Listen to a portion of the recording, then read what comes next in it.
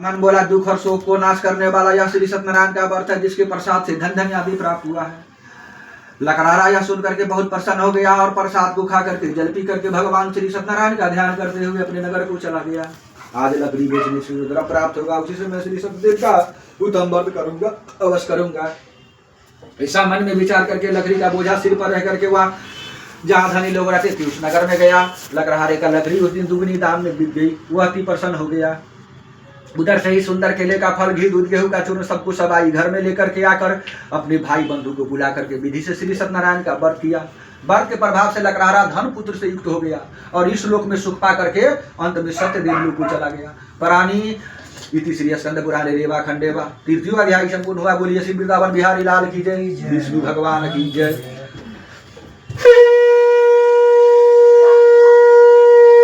चढ़ा दीजिए, दूसरा फूल लीजिए।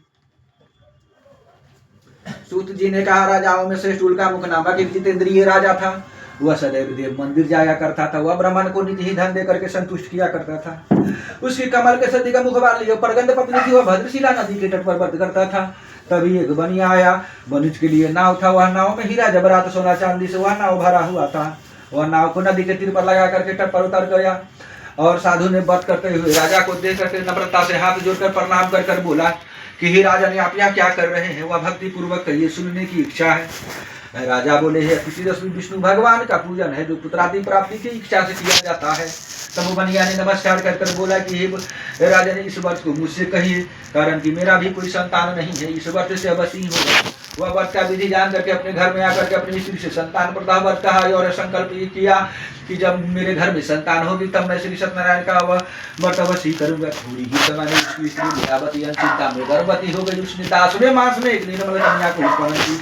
जैसे शुक्ल पक्ष में चंद्रमा की ज्योति बढ़ती है, उसी तरह प्रतिदिन कन्या वृद्धि को प्राप्ति हुई। अपनी साधु बोला कि अपनी लीलावती बोला, हे स्वामी पहले का संकल्पित व्रत आप क्यों नहीं करते? साधु बोला, हे विप्रेश के विवाह के समय इस व्रत को अवश्य करूंगा। इतना समझा करके वह बाहर चला गया।